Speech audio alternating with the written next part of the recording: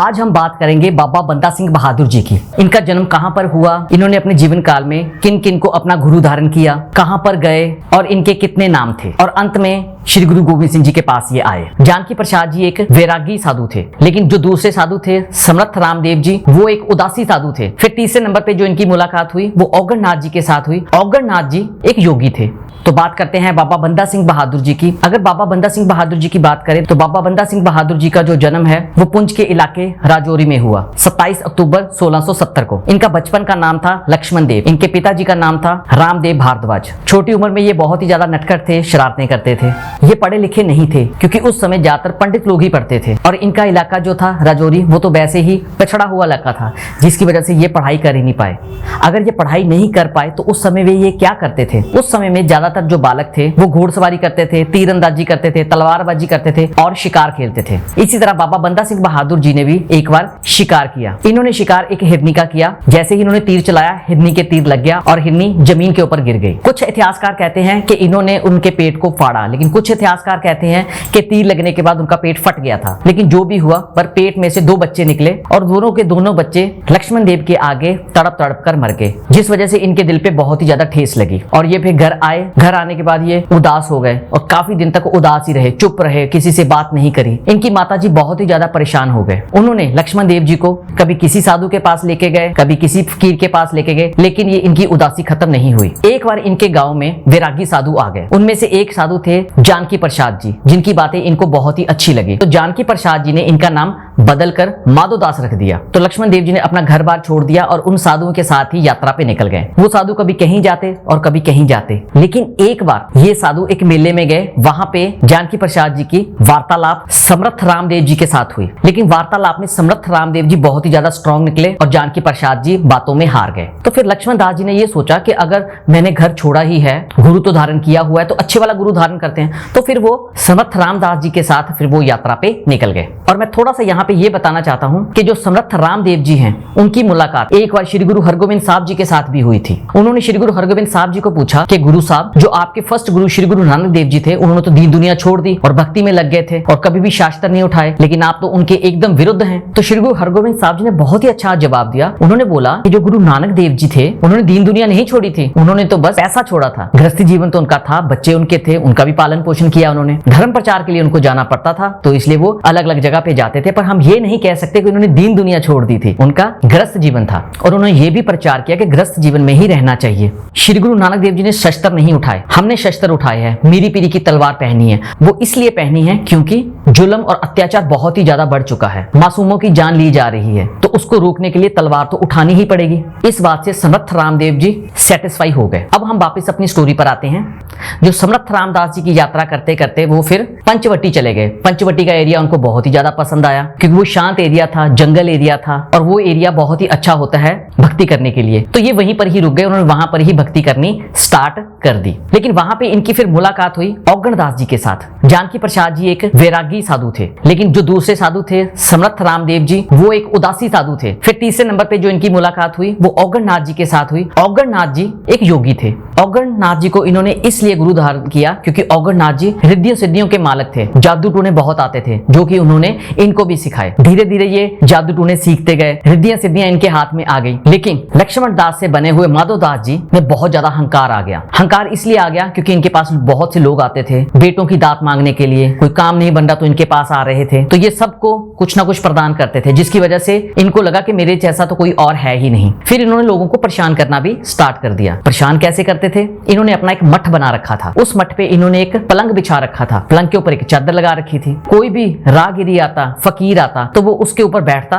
तो वो पलंग उल्टा हो जाता, क्योंकि इनके पास रिद्धियां सिद्धियां तो थी ही। इसके बाद फिर ये क्या करते, ऊंची ऊंची हंसते और उसका मजाक उड़ाते, जो कि बहुत गलत बात है, पर इनको हंकार बहुत ज्यादा आ चुका था। अब थोड़ा सा मैं अलग बताना चाहता हूं कि गुरु साहब नदेड़ क्यों गए। गुरु साहब को औरंगजेब ने एक मैसेज पहुंचाया कि मैं आपके दर्शन करना चाहता हूं और आप आके मुझे मिलो। तो गुरु साहब पंजाब से चल पड़े। जब गुरु साहब पंजाब से चल पड़े, लेकिन रास्ते में ही उनको मैसेज मिला कि औरंगजेब तो दुनिया छोड़ के जा चुका है। और साथ ही साथ जो औरंगजेब का छोटा बेटा था, उसने इस मौके का फायदा उठाया और पूरे भारत का महाराजा बनने की कोशिश करी। लेकिन जो औरंगजेब का बड़ा बेटा था बहादुर शाह, उसने गुरु गोविंद सिंह जी से उसी वक्त फरियाद करी कि आप प्लीज मुझे मिलो। और उन्होंने बोला कि मुझे बादशाह बनाने के लिए मेरी मदद करो। अब यहाँ पे सोचने वाली बात है, गुरु गोविंद सिंह जी ने सब कुछ भुला दिया। जब सामने वाले ने रिक्वेस्ट करी तो उसकी मदद के लिए चले गए। श्री गुरु तेग बहादुर जी की शहीदी, छोटे साहिबजादों की शहीदी, सब भुला के अगले की मदद करने चल पड़े। अब इसी बात की इंफॉर्मेशन पंजाब के सरहंद में बैठे वजीर खां को मिल गई। उसने देखा कि गुरु गोबिंद सिंह जी की जो नजदीकियां हैं वो बहादुर शाह के साथ बहुत ही ज्यादा बढ़ रही हैं और ये उसके लिए बहुत ही बड़ा खतरा था, क्योंकि वजीर खां ही सबसे बड़ा दुश्मन था श्री गुरु गोबिंद सिंह जी का। रीजन उसके पीछे का ये था क्योंकि वजीर खां की वजह से ही अनंतपुर साहब का घेरा पड़ा, छोटे बच्चों को शहीद करवाया गया। अब वो समझ चुका था कि अगर नजदीकियां गुरु गोबिंद सिंह जी की बहादुर शाह के साथ बढ़ गई तो मेरी जान को खतरा है। इसलिए उसने 2 पठानों को चूज किया और बोला कि गुरु साहब का कत्ल कर दो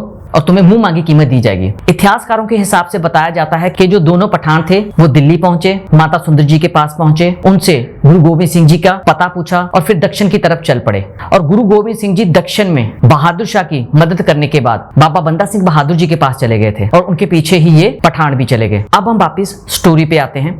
गुरु गोबिंद सिंह जी बहादुर शाह की मदद करने के बाद अब मठ में जाके बैठ गए। बाबा बंदा सिंह बहादुर जी के मठ में जाकर बैठ गए। वहां पे कोई था नहीं। बाबा बंदा सिंह बहादुर जी ने जो वहां पे पलंग बिछा रखा था उसके ऊपर बैठे, क्योंकि गुरु गोबिंद सिंह जी पहले ही भली भांति जानते थे इनकी शरारतों के बारे में। गुरु गोबिंद सिंह जी के साथ जितने भी सिख थे उन्होंने क्या किया, वहां पे जितने भी बकरे थे झटकाए और खाना बनाना स्टार्ट कर दिया। इस बात की खबर बाबा बंदा सिंह बहादुर जी को उनके चेलों ने दी कि आपके मठ में एक सिख आके बैठा हुआ है और उसके साथ उसकी आर्मी फौज भी है। आपके जितने भी बकरे थे उन्होंने झटका दिया और खाना बनना स्टार्ट हो चुका है और वो आपके पलंग के ऊपर भी बैठे हुए हैं। तो बाबा बंदा सिंह बहादुर जी, जो उस वक्त उनका नाम माधो दास था, बड़े ही गुस्से में आ गए।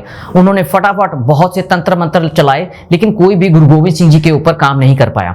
फिर माधो दास जी चल के अपने मठ में आए और उन्होंने आके जैसे गुरु गोबिंद सिंह जी को देखा तो सीन ही चेंज हो गया। गुरु गोबिंद सिंह जी ने कलगी लगा रखी थी, दस्तार सजा रखी थी, सुंदर सा चेहरा देख के माधो दास जी का जितना भी गुस्सा था वो सारे का सारा खत्म हो गया। तो माधो दास जी ने आके गुरु गोबिंद सिंह जी से पूछा कि आप कौन हैं? गुरु गोबिंद सिंह जी ने बोला, वही जिसको आप जानते हो। तो माधो दास जी ने बोला, मैं क्या जानता हूं? तो गुरु गोबिंद सिंह जी ने बोला, अपने मन से सोच के बताओ। तो माधो दास जी बोले कि आप गुरु गोबिंद सिंह जी हैं? तो गुरु गोबिंद सिंह जी ने बोला हाँ। फिर माधो दास जी ने गुरु गोबिंद सिंह जी को बोला कि आपने मेरा धर्म भ्रष्ट कर दिया, यहाँ पे आपने बकरे झटका दिए, ये बहुत ही ज्यादा गलत किया। तो गुरु साहब ने बोला, वो तो हमने साइड पर झटकाए हैं, खून तो वहां पे पड़ा है, तुम्हारे मठ में तो कोई दिक्कत है ही नहीं। तो उन्होंने बोला कि धरती तो वही है, इसी वजह से मेरा धर्म भ्रष्ट हो चुका है। तो गुरु साहब ने बहुत ही अच्छी लाइन बोली, अच्छा माधो दास, तुम्हें ये वाला खून दिख गया, तुम्हें वो खून नहीं दिख रहा जो मासूमों का मुगल बहा रहे हैं, उसकी वजह से तुम्हारे मठ में कोई दिक्कत नहीं आई। तो माधो दास जी दोनों हाथ जोड़ के गुरु गोबिंद सिंह जी के सामने खड़े हो गए कि मेरे से गलती हो चुकी है, मुझे माफ कीजिए। तो गुरु गोबिंद सिंह जी ने बोला, अब बताओ तुम कौन हो? तो माधो दास जी ने बोला, मैं आपका बंदा। बंदा एक फारसी वर्ड है, उसका मतलब होता है गुलाम। तो उन्होंने बोला कि मैं आपका गुलाम हूं। तो गुरु साहब ने बोला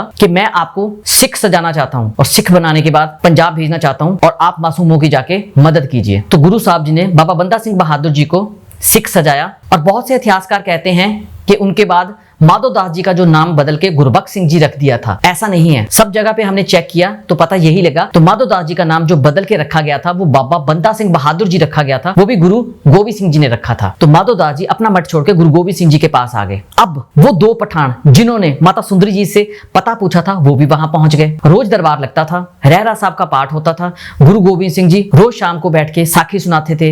ये भी सुनाते थे कि श्री गुरु तेग बहादुर साहब जी के साथ क्या हुआ, छोटे छोटे साहिबजादों के साथ क्या हुआ, जिसकी वजह से बाबा बंदा सिंह बहादुर जी का खून खौलने लग पड़ा। लेकिन वो पठान भी रोज आते थे, ये बातें रोज सुनते थे, पर वो मौके का इंतजार कर रहे थे कि किस घड़ी हमें मौका मिले और हम गुरुजी को नुकसान पहुंचाएं। एक रात को गुरुजी अपने कक्ष में आराम कर रहे थे और उनके बाहर जो उनका बॉडीगार्ड था उनकी भी आंख लग गई। तो दोनों पठान गुरुजी के कक्ष में गए। उनमें से एक पठान ने गुरु गोबिंद सिंह जी के ऊपर छुरा चला दिया। छुरा दिल में मारने की कोशिश करी, वो दिल पे ना लगने की बजाय दिल से थोड़ा सा नीचे लग गया, लेकिन बहुत ही डूंगा घाव हो गया। गुरु गोबिंद सिंह जी ने अपनी तलवार उठाई, एक तो वहीं पर पठान झटक दिया और दूसरा पठान वहां से भाग गया। जैसे ही वो कक्ष से भागा, हफड़ा दफड़ी मच गई। तो बाकी सिखों ने दूसरे पठान को पकड़ा और उसको भी झटक दिया। उसके बाद गुरु गोबिंद सिंह जी ने, बताया जाता है कि बाबा बंदा सिंह बहादुर जी को थापड़ा देकर पंजाब में तोड़ा कि आप पंजाब जाओ और पंजाब जाकर आप मासूमों की मदद करो और अत्याचार को खत्म करो। लेकिन बताया जाता है कि जब गुरु गोबिंद सिंह जी ने थापड़ा देके बाबा बंदा सिंह बहादुर जी को पंजाब में भेजा तो 5 तीर दिए, 5 प्यारे साथ में भेजे और उसके साथ 20 आर्मी फौजी भी भेजे। पंजाब में आके बाबा बंदा सिंह बहादुर जी ने ईंट से ईंट खड़का दी। अगली वीडियो हम बनाएंगे इसी के ऊपर कि बाबा बंदा सिंह बहादुर जी ने पंजाब में आके कौन कौन सी फाइट करी, कहां पे फाइट करी और किस किस को मौत के घाट उतार दिया। लेकिन हम वीडियो तभी बना पाएंगे अगर ये वीडियो आप सबको अच्छी लगे। तो कमेंट बॉक्स में आप जरूर बताएं आप किस गांव और शहर में बैठ के ये वीडियो देख रहे हैं, हमें बहुत अच्छा लगेगा।